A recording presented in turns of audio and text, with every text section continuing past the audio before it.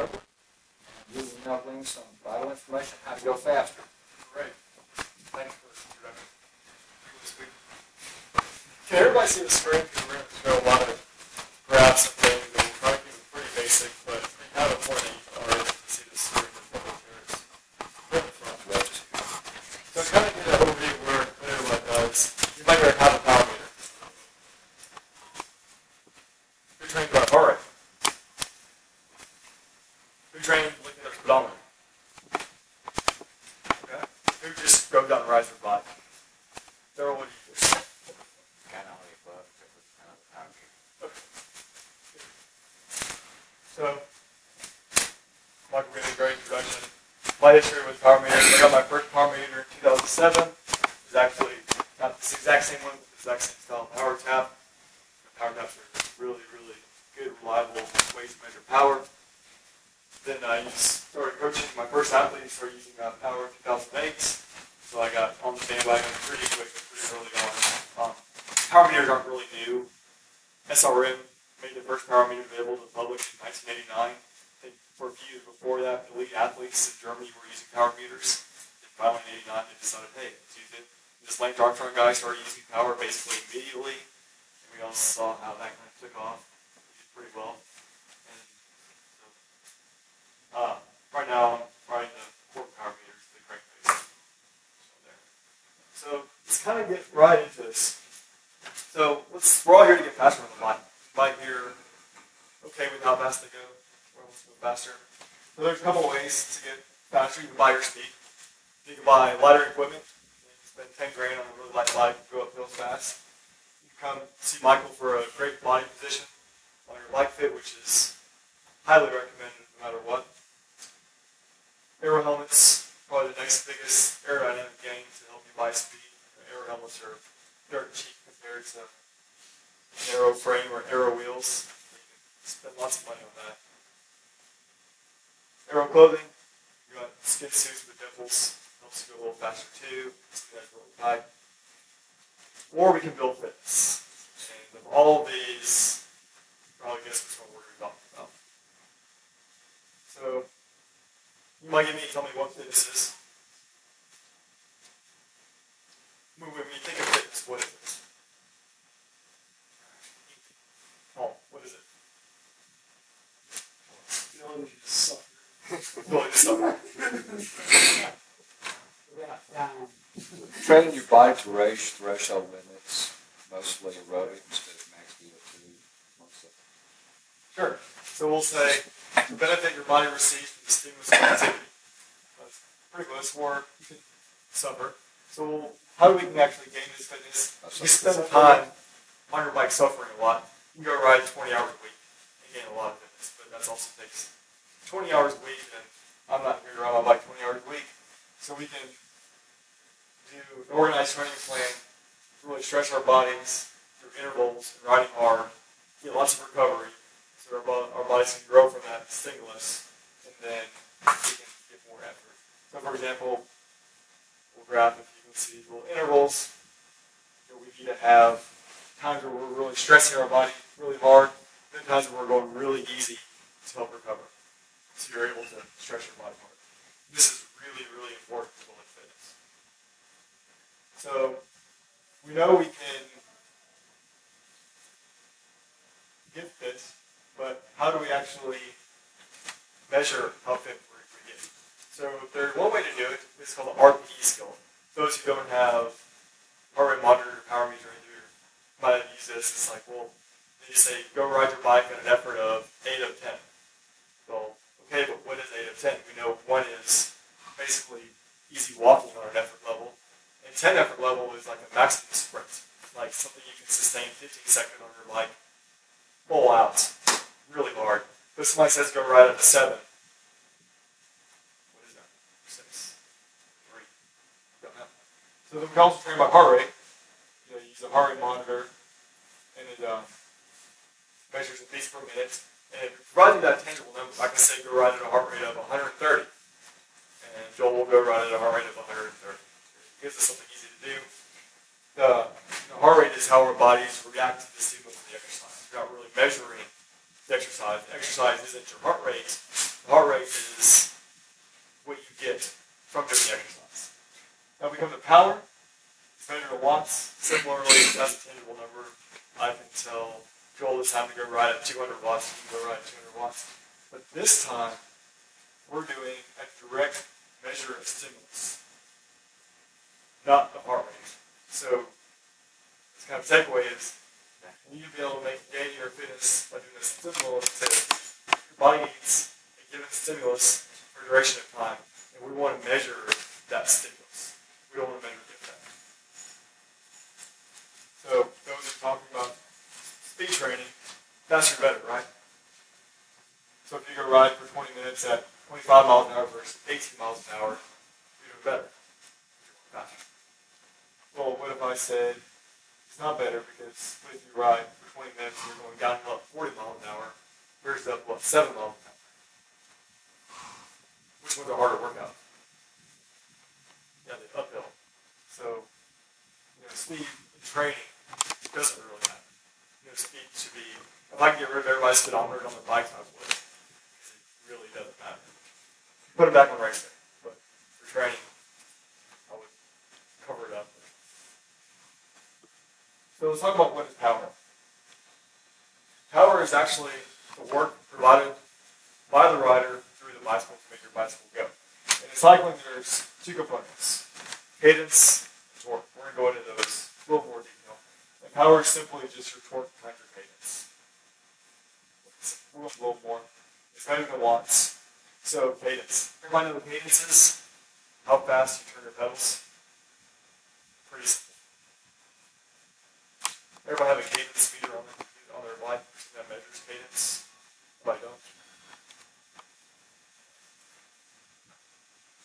It's good to have just so you know you can have your cadence in the proper range to help you run off the bike. So torque is really the force you apply to the pedal times the crank arm length.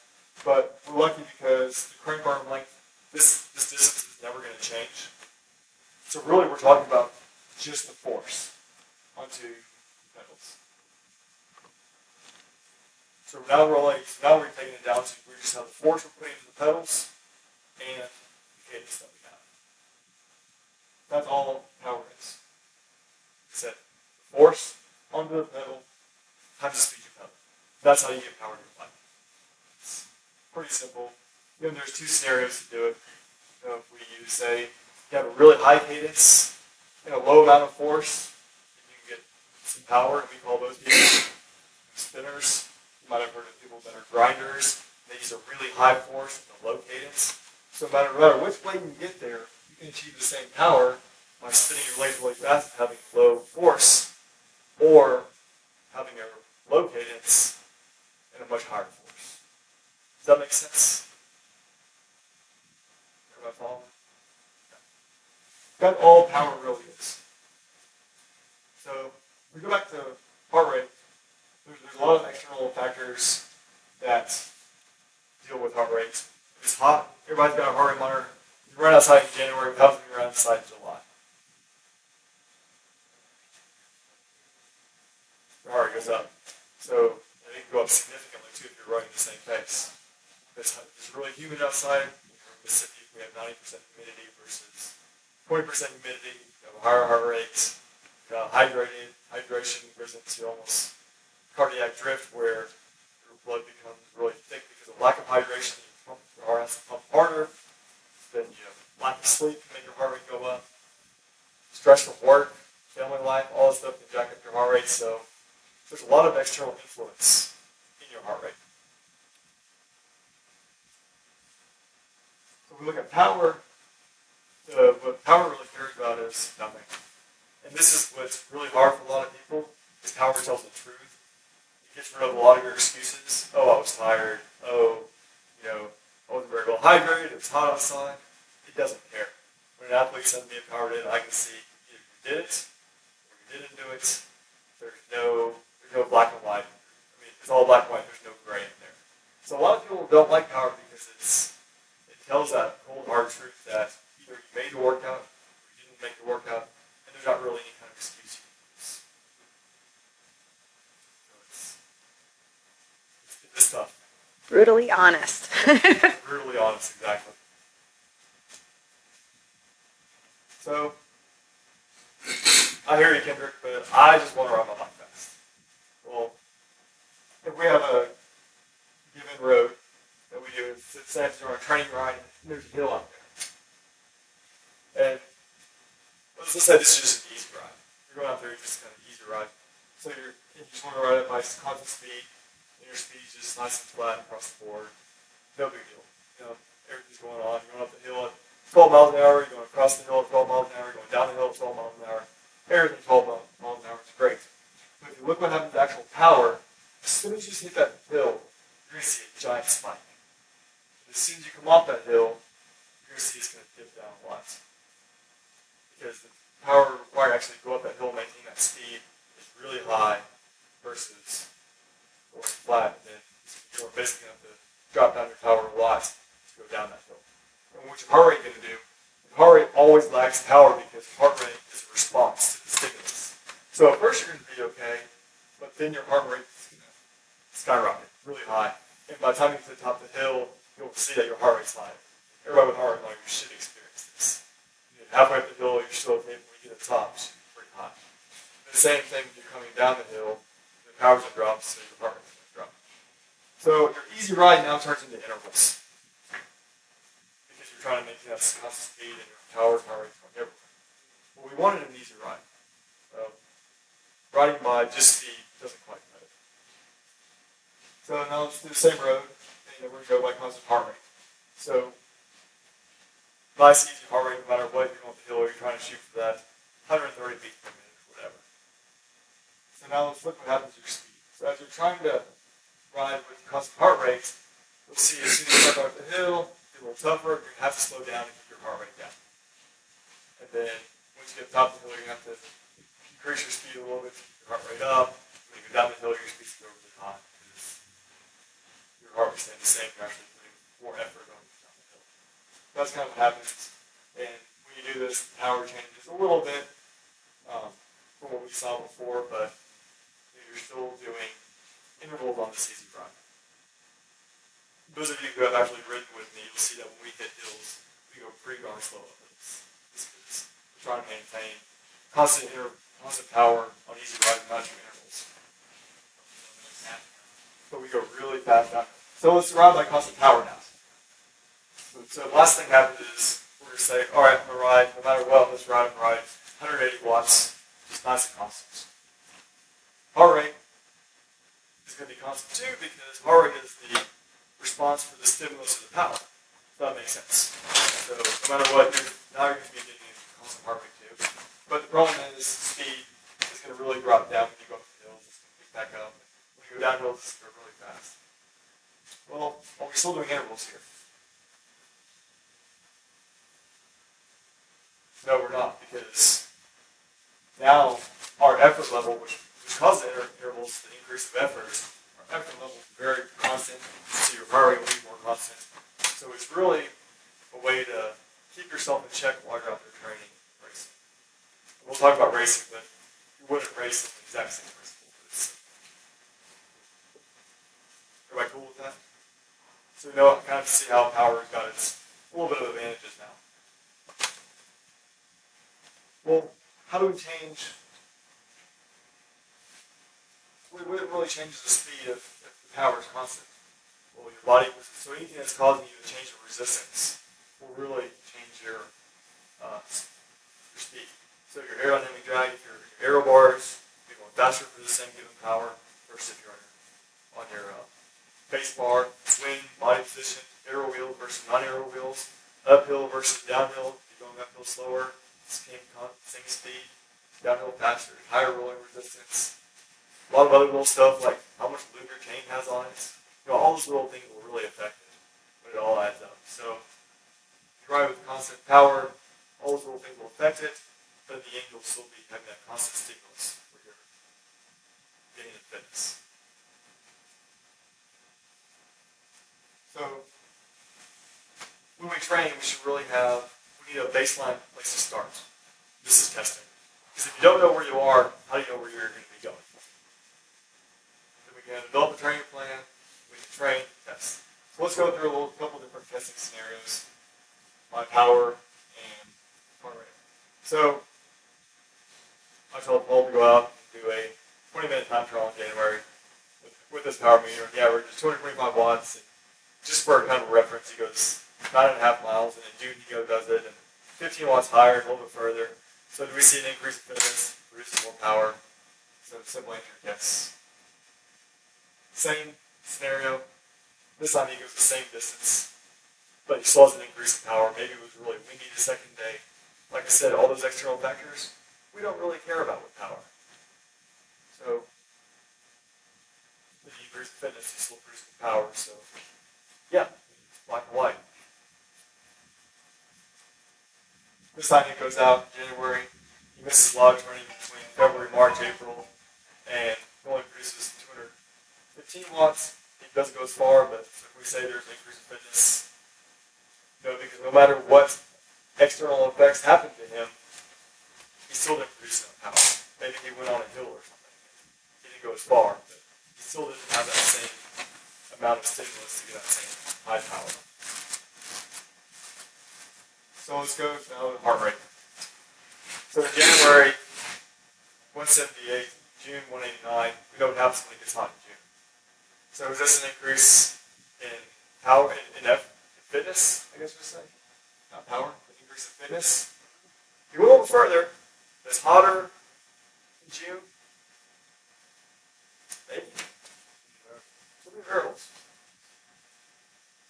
He goes out, does it again, goes a little further. Same heart rate. Well, maybe. At least his heart rate's pretty consistent to where it was. Maybe it was a cool day in June. He went a little bit further, so maybe there was. Maybe. Same thing. But now when he tests the lower heart rate, he goes further. Is that an increase in fitness? Well, it could be, because now he's doing the same amount of work. The distance is the same in 20 minutes for a lower heart rate. So now we may be doing better things. And I think the last one, he doesn't. His heart rate isn't as high, he doesn't go as far. Now we're kind of getting into the gray area of, well, maybe he didn't. It's all pretty gray with heart rate. It's really difficult for me as a coach, because I coach a lot of people with heart rate, and I see these test results, and I really have to go back and look at the weather.com that day, or check out the almanac, like, well, what was it actually like? And I have to make notes on myself. Well, they tested this on this day, so next test I can actually kind of see, maybe tell me where they ride, is on the trace. Oh, there was a east wind on the trace that day. Did that make a difference or not? It's pretty difficult. So to really be able to track your heart rate, you need to have the same conditions.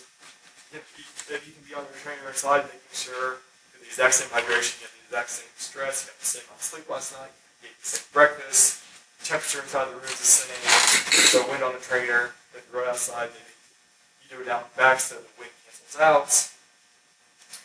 And we go through all these different scenarios.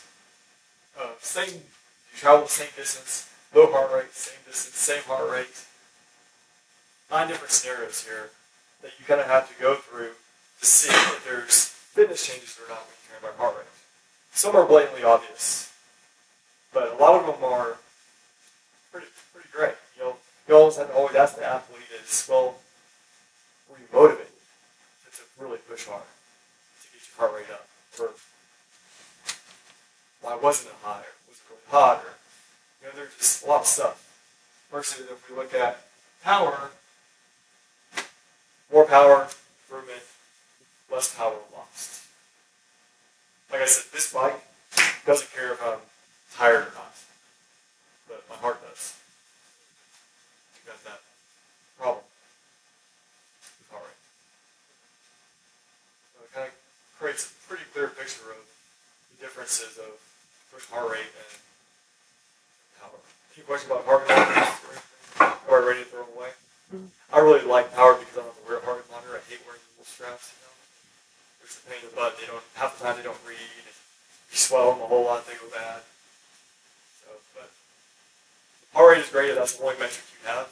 If you don't have a power meter, it's either heart rate or that RPE skill.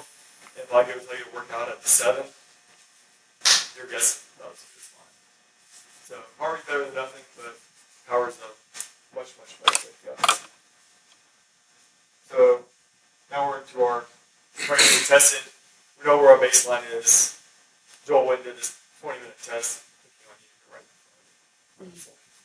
But Joel Wynn did his test at 240 watts. He's really happy about it. So now we're going to go do some training. So now we can kind of develop a training plan. This is just some fictional person that's kind of made up. He's riding Monday, Tuesday, Thursday, Saturday, Sunday. Sitting at home on Wednesday and Friday over 3 weeks. So let's concentrate on the 2 big weeks. The first one is Tuesdays and Saturday. Tuesdays he's doing a series of short intervals. He's doing 10 times 1 minute with 1 minute easy recovery. The first week, second week, 13. Next week, we're doing 15 of those intervals.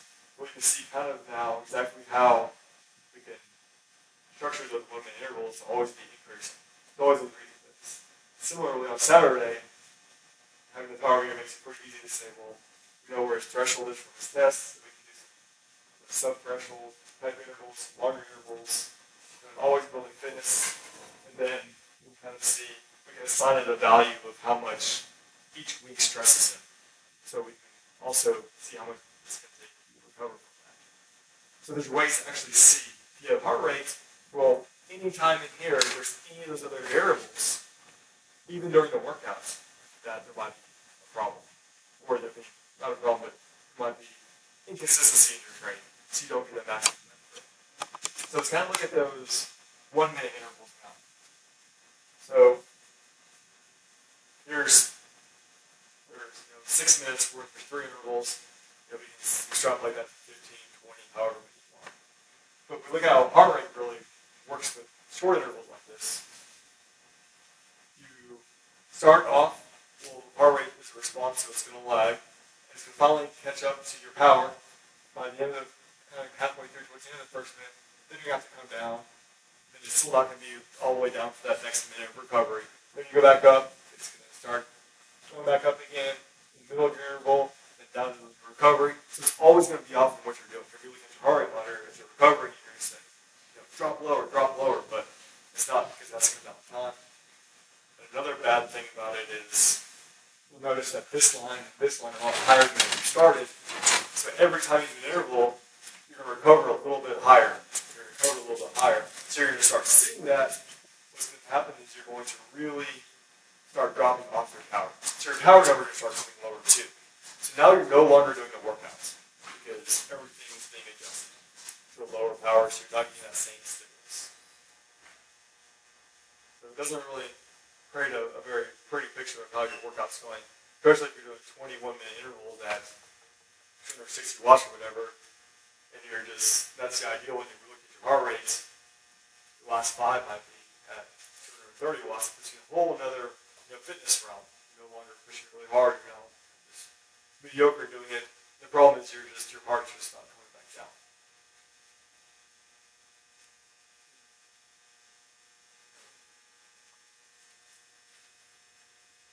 So there's lots and lots of things you can do with power meters. You can start getting to, there's a lot of these terms get thrown around, kind of maybe just describe it a little bit, we won't go into details. Everybody's talking about their FTP, what's my functional threshold power. It's so high, I did a power test, it's so great, let me post on Facebook about it. Well, this is just what you get from you doing your 20-minute power test. That's all they're doing, they're going out and doing a 20-minute power test. That's the value that they get, is what we use to base all the different zones on. Average power versus normalized power.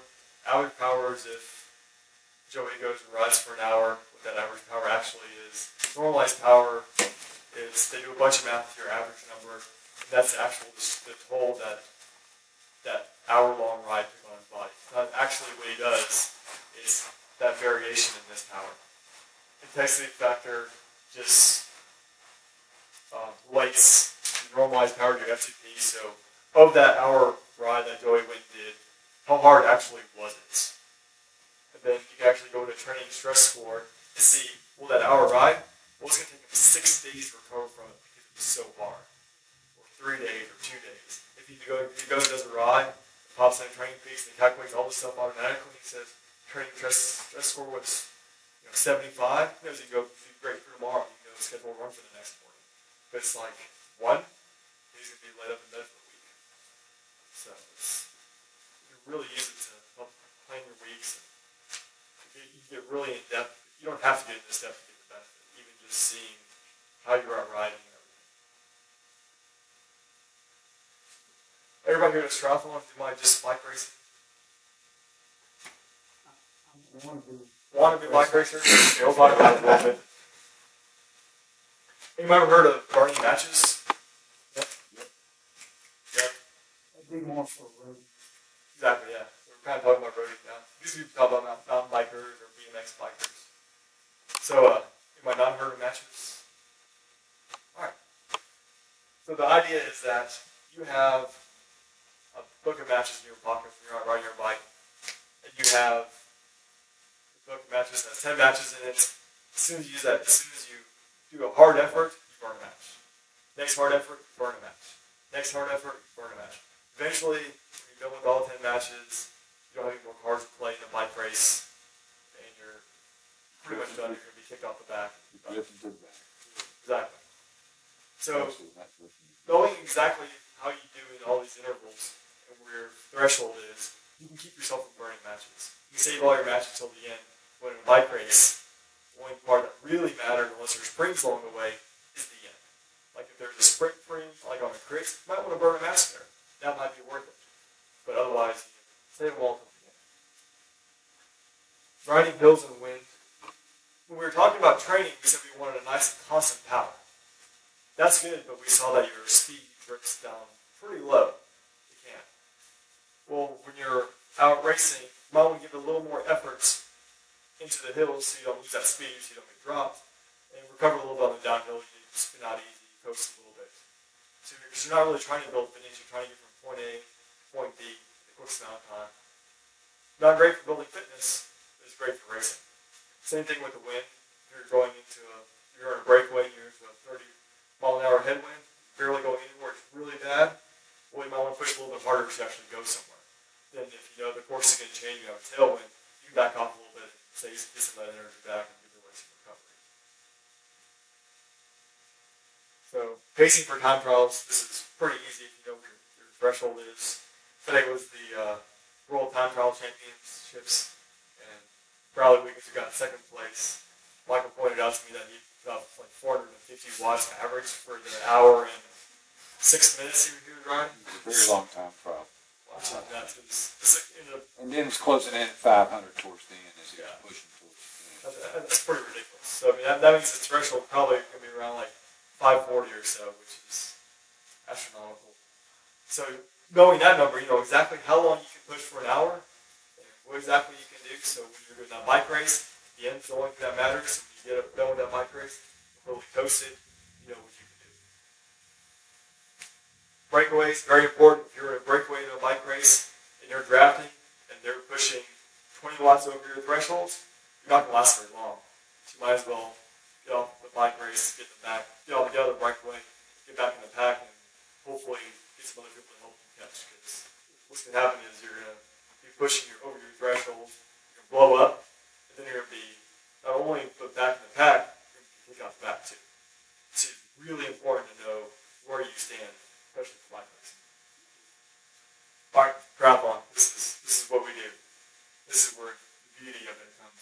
So what's the number one problem triathletes face? It's like runners that tend to go out too fast.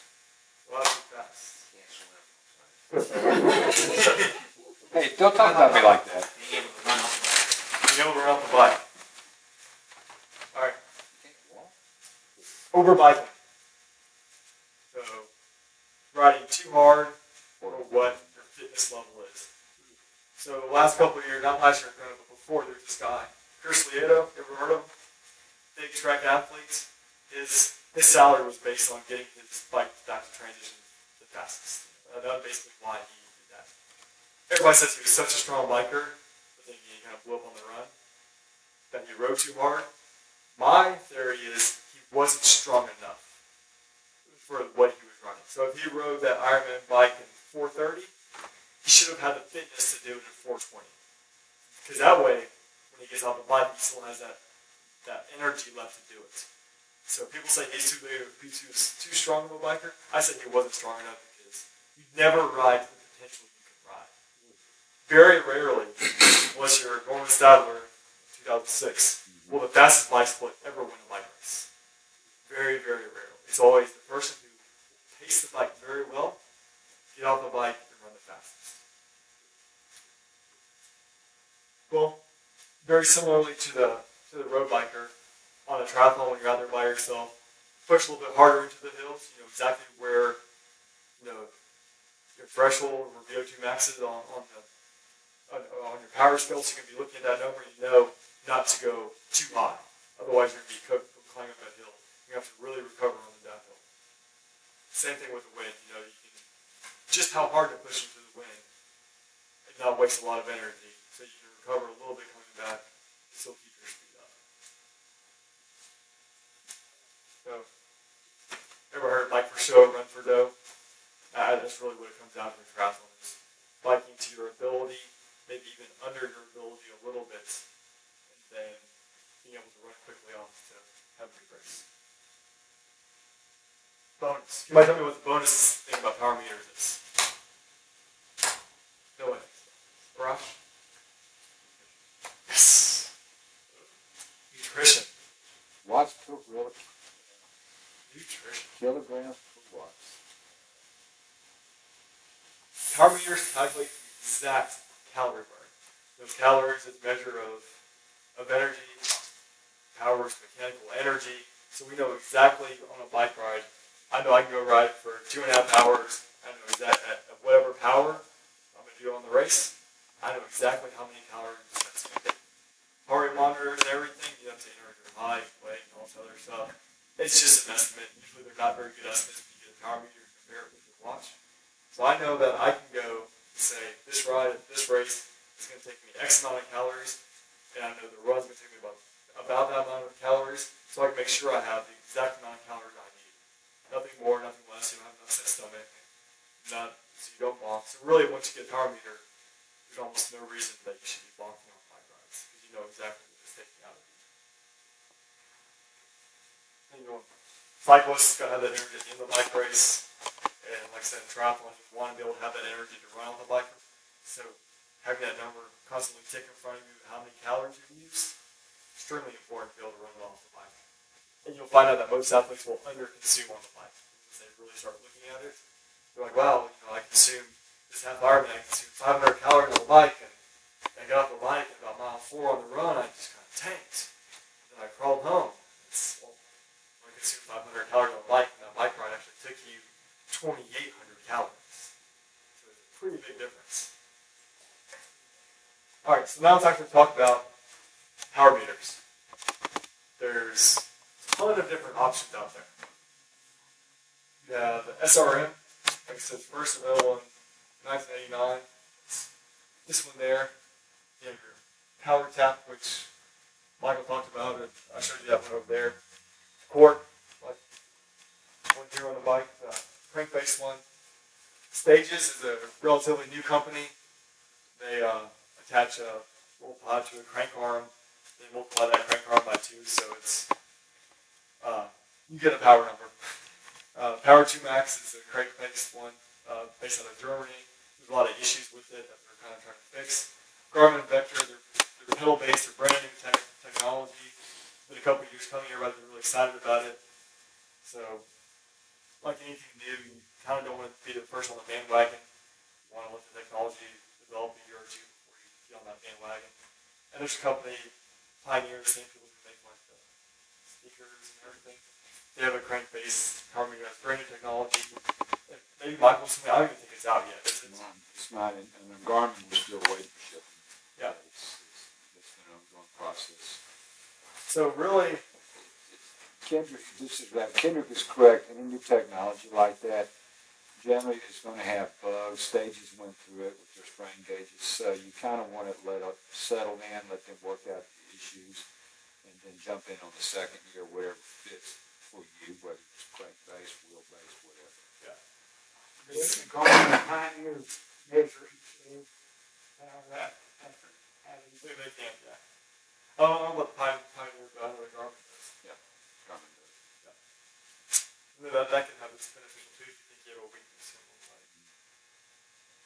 You So need that really, complicated. currently there's really 4 options. The SRM, Powertap, the Quark, and the Stages, all on the right. We're kind of dig into the pros and cons of each. So the SRM, extremely accurate. They always said it was the gold standard. They were the first people on the block. They've been doing it since the mid-'80s. They're the gold standard. But as you know, when you buy a gold standard, you're going to pay for it. They're very proud of their devices. They're not necessarily any better than Powertap or Quark, but they're very proud of it and make them in Germany. I think there's a service center in Colorado. But no matter what, if there's an issue with it, you have to send it away. And I hear they're not very quick on returns. That's kind of a problem. Powertap, great option. Michael talked about being able to get the prices dropped recently. They actually dropped significantly recently. Plus, if you get the 20% discount, it's pretty good. Semi-self-serviceable, I say that because you can change the batteries in them relatively easily yourself. So there's no real reason to ever have to send it out. The problem is you have to use the same rear wheel always. So for example, if this is your training and racing wheel, well, it's not very aerodynamic. So there are options to get around this. So one thing we can do is you can order a wheel cover. Something like this. And this actually isn't made cut for this wheel, it's cut for an 808. That's far from somebody, but imagine this is your Powertap. You can have it covered up all your spokes. And how aerodynamic is this? It's about 98% of the aerodynamics of the disc. So in the aero jackets, I think they're less than $100. So it's an extremely good way to be able to have power while you race and have a disc wheel. Yeah, there's another one for the other side too. But They usually go on sale around Christmas. yeah, there's like Black Friday sale, Okay. right? Yeah. So I think they're 20% off on Black Friday. We free shipping, definitely in the States a lot too. This one came from Black Friday sale. So getting around that rear wheel issue with Powertap, it's not that hard to do. People do it all the time. People win races on with aero covers. A lot of people would take their 808s without a Powertap and put the cover on the 808s to get that little more aerodynamic advantage too. But it's a great option for the Powertap. The Quark, very accurate, easily serviceable. If you do have to send it in, they're pretty quick about turning it around. I say difficult to switch between bikes. If you're good with, if you have a SRAM-based power meter for a crank, there's only one bolt to actually switch between your bikes in less than 2 minutes. Actually pretty quick. But if you're not handy at all, don't try it. Throwing a strip out of the spline. Yeah, just works with SRAM. Well, yeah. So they have a couple other models too, but primarily the SRAM. Try and crank with that component. Yeah, no, you can use it with any other kind of component. Yeah, I do know you can take, if you're running Shimano, then you can get rotor chain rings that work for Shimano, match it with Quark. So there are options to go non-SRAM Quark. Yeah, but I don't think the But that one right there, also work on yeah, that one right there. Yeah. is the SRAM trainings will also work on Shimano. So you're not really locked into a certain brand, just the people that make it. Stages, they're very low cost. Like I said, there's been actually issues. I've read some things about people pedaling and then having this little part fall off. They'll warranty it, but this is still in their, I think, their first year still. So maybe give it that another year until next year, then it'll be much better. But that's probably the lowest cost option. It might be pretty close to what the Powertap is. And then you can just switch out one of your crank arms, the non-drive side crank arm, and you can have the power there too. Power makes one too. They did. Oh, They did. They made this one. There's been a couple companies, Polar and Ergomo. They made a special bottom bracket. Polar was interesting because they had a sensor that measured the chain tension, which is kind of crazy. There's patents out there for power meters everywhere because anywhere your bike bends due to your pedaling, like on the spokes or anything, you can measure power there. There are patents out there. Most of them aren't. You know, the new power that you use can change. Oh, you're right. They have the pedal based Yeah, too. yeah, it's pedal based. Yeah. They use an extra Similar, I think but it's not amp compatible. Polar's not going amp compatible. It's only Bluetooth compatible. So you have to keep that in mind for your head unit. Polar does not do amp compatible, and as stated to us, they're not going to do amp compatible. They're going to do Bluetooth route connectivity. So if you like your Garmin's, Yeah, yeah. then the Polar's not going to work for you. But you're right. I have traveled with pedal based. Yep. They're very similar to the Garmin. Mm-hmm. Yeah, yeah. Which of course works with Garmin. So these are your main options. Do you have any questions about the good options? Powertap has a meter with it, and the picture, does it, I don't know if that might be an older picture. I don't know if you That is an older head unit. The Jewel has taken its place. But Powertap is also ANT compatible, so for instance, a lot of your current Powertap units, as a part of the price reduction, no longer comes with the head unit, and primarily because so many people are going to link it to a Garmin they already have. Yeah, the 500 is great.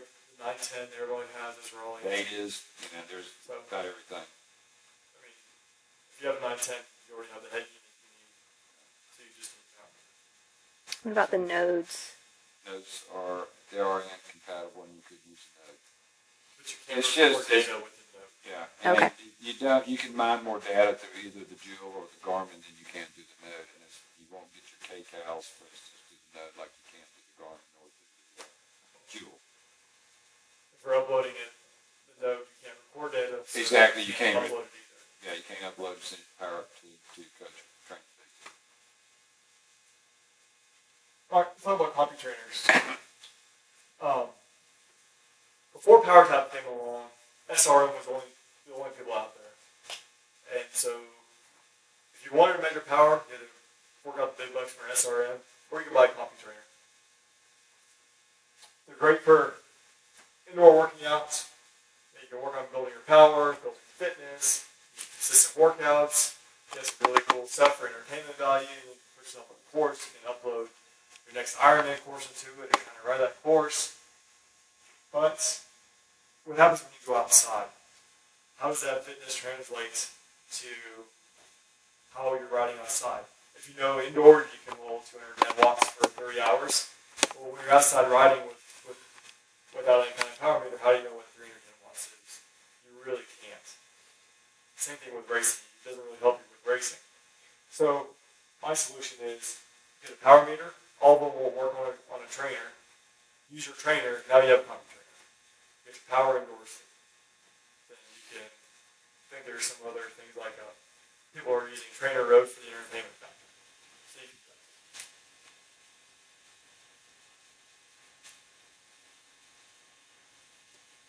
But they're really expensive, right? All these power meters are $700, $800. Powertaps, really expensive. SRMs, almost $4,000 for some meters. Course are getting close to $2,000. Well, let's go ahead and look at this. They're long life equipment. They're not going to wear out on you. So if you have one, I would say you can expect to use it. I know that Powertap SL right there from 2006 still works great today. So it's something that's going to last a long time. I haven't had any major issue with the core. Kind of sent it back once, sent it off on a Monday. I had it back in my hand on a Wednesday. They overnighted it there, fixed it the same day, overnighted it back. Really great customer service. I had the Powertap I had, I'm just saying, had to overnight it to them, overnighted it back to me. They're really good about getting things back. So it's an investment. It's a better investment than race wheels. Because you go race wheels, you're automatically going to put your race wheels on, and you're going to gain 2 miles an hour at best, right? So now your average speed goes from 20 to 22 miles an hour. That's great and all, but if you use that same money you spent on those race wheels, build that into fitness, we're all going to be faster, get all those other benefits like race pacing, nutrition, and like I said, he who has the fastest bike split usually does not win the race. So you want to have the fastest bike split and the run split. You want to have the fastest run split, which means biking pretty well. So another thing is Powertap's thing. drastically reduce the price. And I showed you with the disc cover, you actually buy a Powertap wheel and the disc cover, have power, 98% of the aerodynamics of a disc wheel, for less than the price of the disc wheel. Much less than the price of the disc wheel.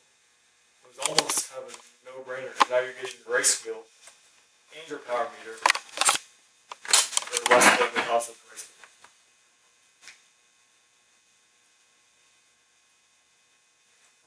I like this one. Power meter as a reward system.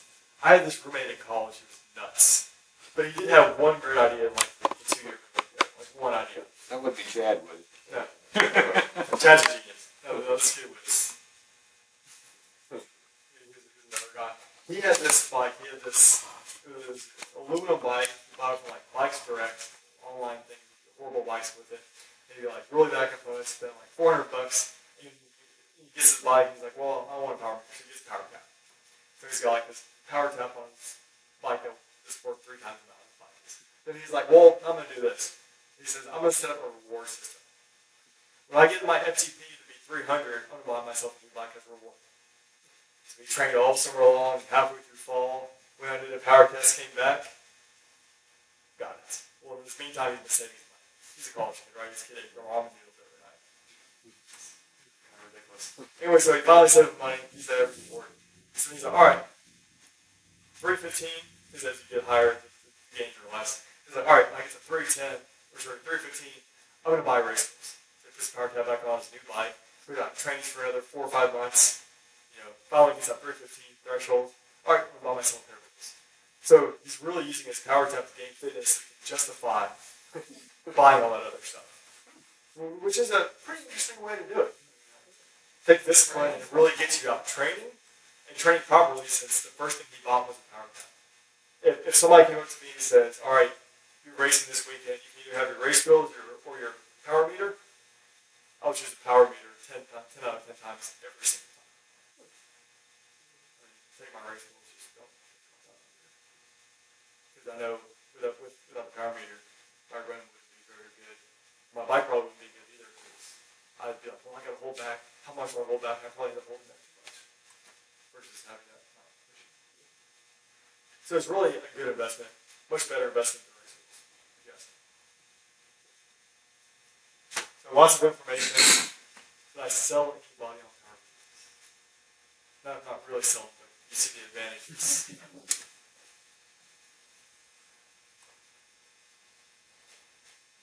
You always hear train heavy and race light. Does training with power change that at all? No.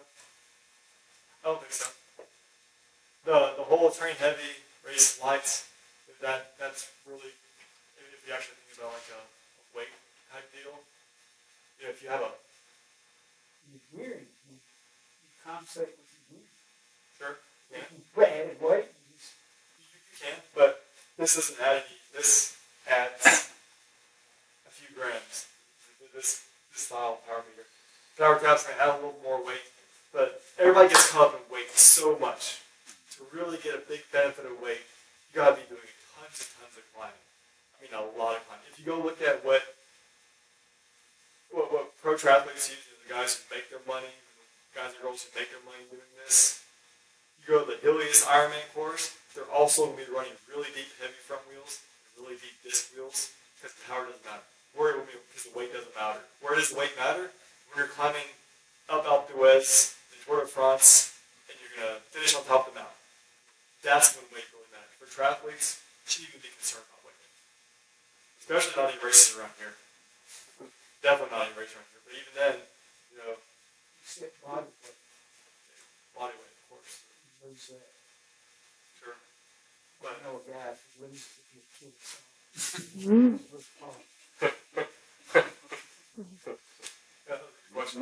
Never underestimate someone with big glutes and hamstrings. When they No, play the course. big guys lose the fat Well, and they keep the big legs. I'll remind you, Tony Martin not only beat, Wiggins today, but he could kick his ass in a fight too. Look how bulky Tony Martin is versus Bradley Wiggins, who's about as big as my little finger. Oh, when I say heavy and light, I mean more like people have their, they pull out all the aero stops, and I mean heavy as in like everything that eats your performance on the bike. So is there no longer a benefit to having a slower set of race wheels slower set of training wheels and a separate training setup that's not optimized, and then a racing setup that is optimized to give you that added stimulus? Anything that's a stimulus to your training is what I mean by heavy, not necessarily weight specifically. Yeah, so you're saying training with better equipment and everything. Sorry, racing with better equipment and training. Well, I think this is important to do anyways because these are my training wheels. They have, I was talking about them earlier today. They have 36 spokes. They weigh about 10 pounds each. They really, I can put.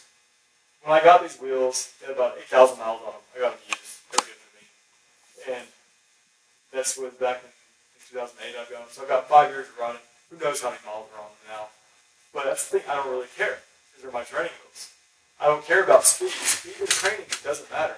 If I'm using wheels with shot bearings, as long as they're safe, if they're slowing me down, I know exactly what my power output is. So that's the only thing I look at. I never look at speed when I train.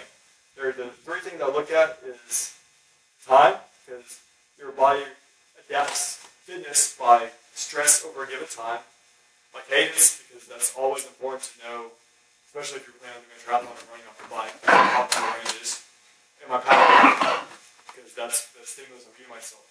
The one time I look at my speed is if I notice that I'm going really slow, is out of curiosity, I'm like, oh, I'm going 4 miles an hour. Or I feel like I'm going really fast, I'm like, whoa, 30 miles an hour, Otherwise, most of my running, 99% of the time, I don't ever look at the speed.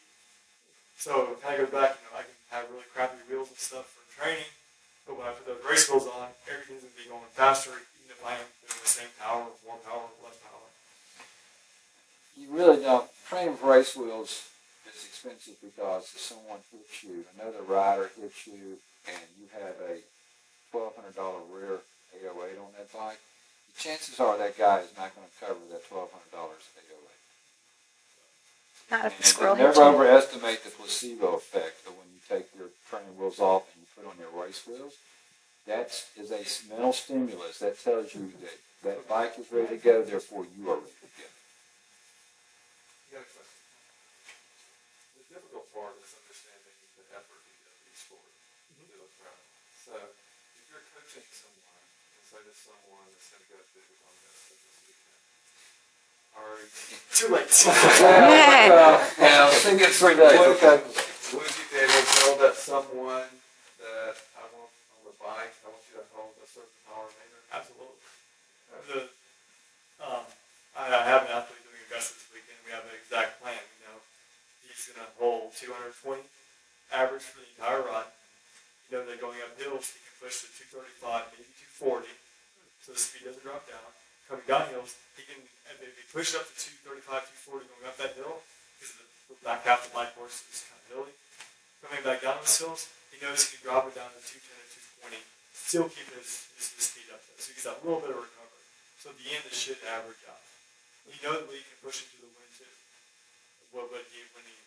What's acceptable to push into the wind, if there's that headwind, then if there's a tailwind, he knows, well, I want to drop it down some, but not so much that I'm losing speed in the race. So we can have pretty close race plans to it. Because that's what you need to do. And he knows that if he rides 220, he knows he can run X pace off the bike. And so with the nutrition also, so you can plan with the nutrition. Yep. And the pump. Because based on all of his training, we know for him, he's kind of a bigger guy. So he knows he requires a good bit of calories in addition to the ones that make him bike, but we at least know exactly what we need for him on his bike. Exactly what he needs. So then when he makes the runoff, back to the power. The runoff pace. Because very, very similar problem is pace. We have pace is right now the best way to measure the direct stimulus. Heart rate is still the effect of that stimulus. So we kind of go off pace right now. Until someone comes up with a better way of measuring effort level that isn't pace anymore, that maybe the force you put into the ground. I've seen some patents out there. They're kind of out there. I've seen everything from even pants that have strain gauges in them. As your muscles flex, you get power out of them. Awesome. I don't think it's Powertap. I'll say it's like Nike or somebody has that patent. There's some wild ideas out there, and most of them aren't going to come to fruition, but people thought of them. They're trying to come up with the running shoe idea, something to do it. We'll be surprised in the next 5 years if we see something like that. But for right now, it's pace. So what is a bike test like? I've done some of your bike Sure. tests. You're doing a heart rate test. So heart rate test, I like to use the 10-mile time trial, and from that we can extrapolate our training zones. There's two ways to do bike power tests. You really want to know what the functional threshold power is, so what you can sustain over an entire hour. So one way you can do it is you can warm up, and then you can go ride a 1 hour long time trial. I don't know if you've ever done a 1 hour long time trial, but it's miserable. Having to focus for an entire hour on do nothing but hammer, you know, it's mind-boggling how people do it. It's extremely painful, and you don't want to do that. And the recovery time from doing a 1 hour time trial, all out efforts, it's probably going to take you a week to recover from it. So if there's these guys, this is the Bible according to power meters. Hunter Allen and Andrew Coggin, these guys who wrote this book, Training and Racing with Power Meter. This is the first version. There's another version out there. Tons of good stuff. But they came up with this testing protocol. They went and actually had people do the 1 hour time trial so they can find out what their thresholds were in real life. Then went and had them do this other test. So the test is a 15-minute warm-up. You do 5 minutes absolute max effort. The whole purpose of the absolute max effort is to tire yourself out so you don't have to ride it for a full hour. After the 5 minutes max effort, you do a 10-minute easy, and then you do a 20-minute time trial. That's kind of why I kept showing 20-minute efforts in there. So if you do your 20-minute effort, from that, from the average power for the 20-minute effort, you calculate your FTP and all those other training zones. And all in all, the power test takes, with warm-up and cool-down, about an hour and 15 minutes. And the great thing about it is, the next day you're probably going to feel it, but the second day after it, you're not going to be completely toasted. So you can go back to training hard. Versus the 1 hour test, it's going to take a long time to recover from. Yeah, that's the training piece. Brian, I remember you use that, their software and your units. They do. Well, these guys also do a lot of work with Training Peaks. Training Peaks is a program that analyzes power data for you. So if you don't have a coach or something, you can get a definition of what training stress score is. You can say, oh, a training stress score of 1, I'm going to be toasted for a long time. You can see that actually in when you upload the file. So you can do a lot of easy self-coaching with it. But Garmin does now allow you to do normalized power and a bunch of other stuff. That Training Peaks does too, just to make it. And you know, when you use the intensity tracking score, the TSS score, and then you can analyze the power and also strips it on Garmin Connect. I hope I framed this question right. Obviously, power meter measures your effort that you do. But as far as the slide you put up about grinders versus spinners, how do you improve? I know by proving your maximum threshold and improving your fitness level, you improve your power. Yep. But what is the better used example on there? The 8 plus 4 equals 12, the different ways. What's the best? Does it depend on person, or how does it go to get the best? I guess to improve that, not to just measure. So to improve your power? Yeah. So really the way that to get a higher power is you push a harder gear, so more effort, more force, at a higher cadence. So really to actually boost that, you're going to need a 4-2 degree of fitness. You probably want to you want to work on neuromuscular power. So that's actually doing low cadence stuff, like less than 70 RPM, 60 RPM, really hard, heavy gears, to actually really work on that force. Then a lot of your other riding, especially the triathletes, you want to have a relatively high cadence. So we should basically get that high cadence, that stimulus of fast action, firing those muscles in most of our everyday riding. So to actually really boost power, sometimes doing those low cadence things actually work on that force. You can learn how to push that harder gear. It really, as I kept showing those 1 minute intervals, we're saying for triathletes, we're out riding for 4 hours, what do 1 minute intervals teach you? Well, if you can get to where you're doing 30, 1 minute on, 1 minute off, if you look at what that average power should be for an entire hour, you're going to be doing a lot of work building a ton of fitness. So, don't think short intervals are just for cycling. They're really important for triathletes too. But all things constant, focus on cadence or higher gears pushing. Both. Whatever it takes to really get the power high. It's funny, earlier this year, my wife and I, we went on Tuesday night, we did a power test. And we got back and we uploaded both of our stuff in the training peaks and we're looking at it all. And I'm a spinner, but man, I spin with really high cadence. Her cadence isn't as high, but my cadence overworked ended up being a lot. It boosted my power so much that the force she was putting into the pedals was actually higher than mine. But because I was doing it more often with a higher cadence, my overall power is higher, so I did go faster. But just because you have a low cadence doesn't mean you're not putting effort into it. She was actually putting more effort into it than I was. Just that our cadence was we were both kind of shocked to see. What kind of cadence? Right. Really, 85 to 95. As long as you're somewhere in there, I think I'll do okay. I was going to say, can I interject something on that? If you want to try that in a race and you have cadence on your computer, best split I ever had at Heat Wave, the only thing I could see was my cadence screen on my computer. Everything else is black tape.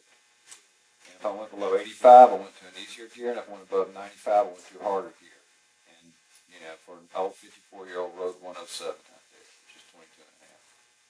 And strictly working off the cadence. Didn't worry about heart rate, didn't worry about force to pedal, strictly off the cadence. And I really highly recommend that you try that in a race stimulation or a real race itself and see how it benefits you. What you can really do is all your breath workouts, hopefully you're practicing running on the bikes. One workout you can do a ton of workouts in a year, so you can play with a workout here and there. So if you want to go, all right, this week I'm going to go ride 70 RPM and try running on the bike. See how that goes. The next week you'll be like, all right, well now I'm going to go ride 95 RPM around the bike and see how that goes. And then maybe somewhere in there you'll find a really happy medium where you're comfortable pedaling at a high RPM on the bike or a low RPM or whatever it is to make you comfortable. But something that you can still run fast off the bike. Not that you get off the bike and it feels like you're just have nothing left in your legs. Because that cadence will really determine how well your legs feel when you start running off the bike. That's a big understatement. My recommendation to a lot of people that determine your running cadence, easy test, and then ride 3 to 5 RPMs higher than your running cadence off the bike, because you're going to establish a new muscular pattern on the bike, and that's what your legs are going to be used to. If you're used to riding 70 RPMs for an hour, that's what you're going to run the first 2 miles, no matter how fast you are. It's just going to be that way. It takes a lot of work to break through that. Well, I know some of the pro racers, they talk about being able to pedal at 120. Are those triathletes or cyclists? No, those are road racers. Yeah. From they're also- Greg Lamont in his book, and then Lance Armstrong, his contrast. Yeah, that's pretty high. Yeah. Of course, then they're pushing pretty good gear. And John Urich was rolling along at 80. I have a question.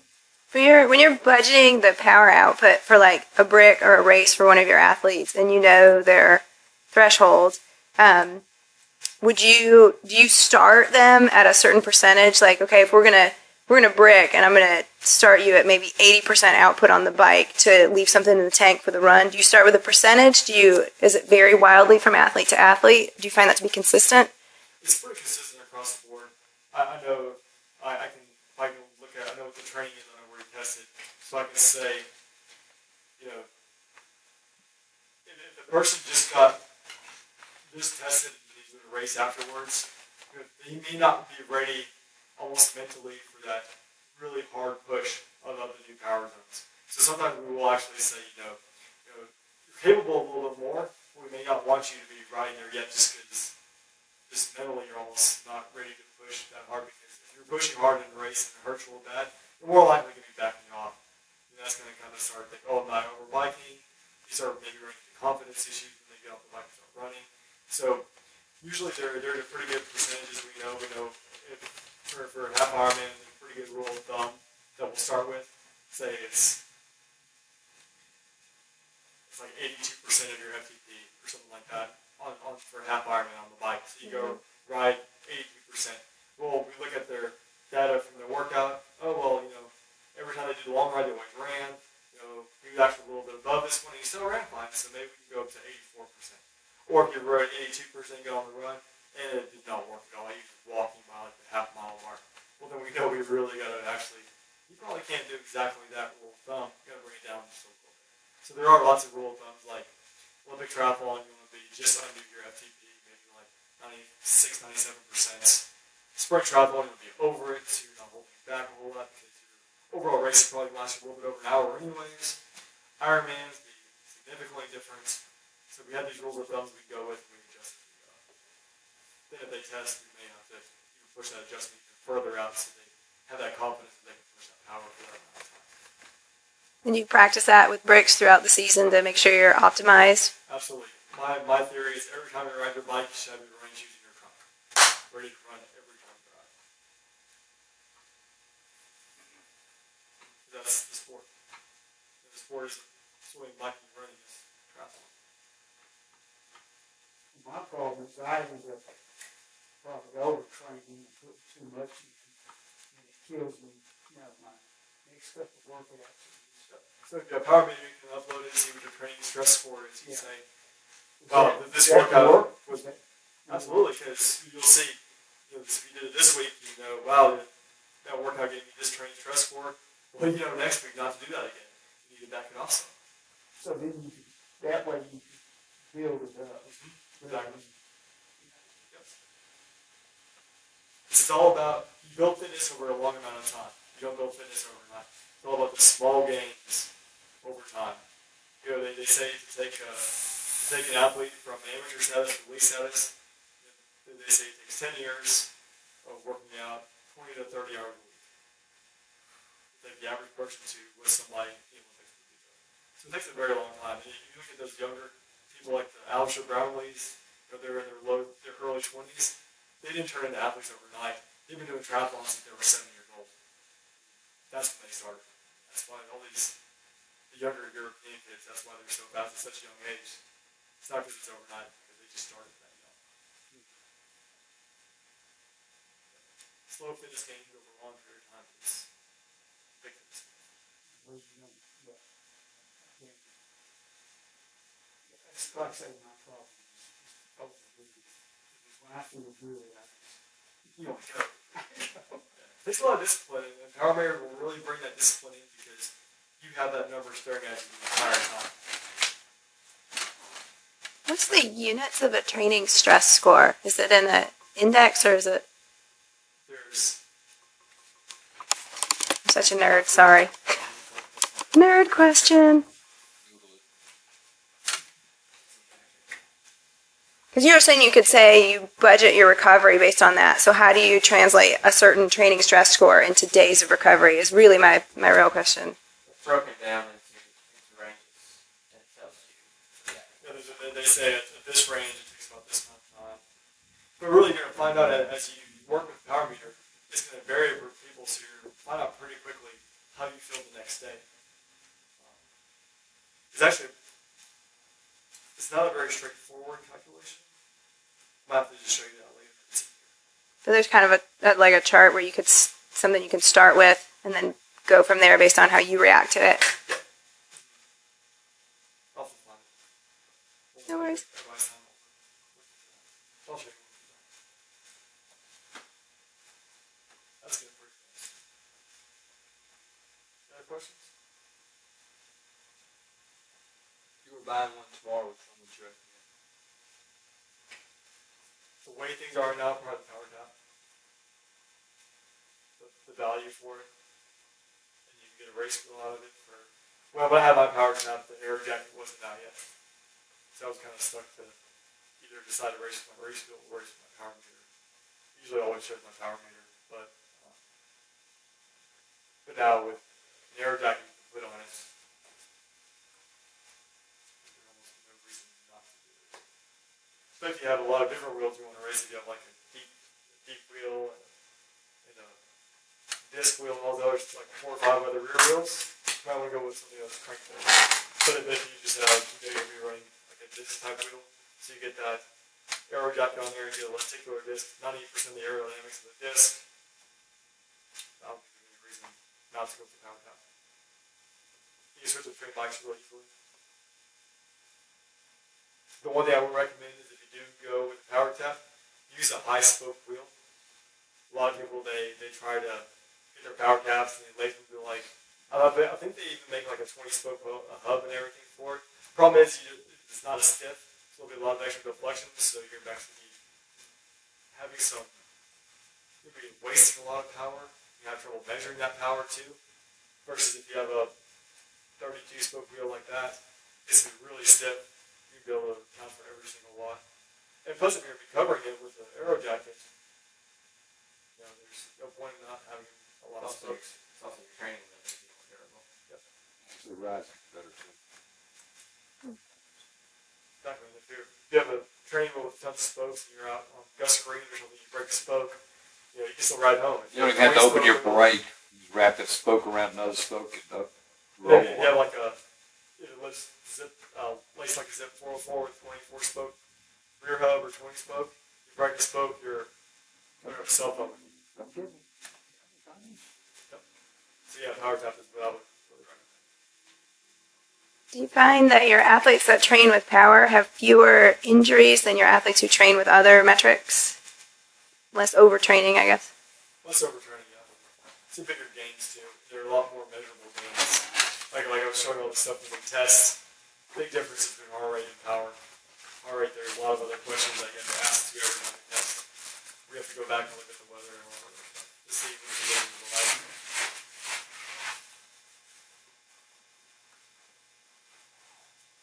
So you coach, what do you coach? It really depends on what you're looking to get out of it. I've done things where I've just kind of written the entire training plan, done a lot of one-on-one coaching. It's just how many different disciplines do you want to swim, bike, and run, or just bike and run, or swim only. It depends. Yeah.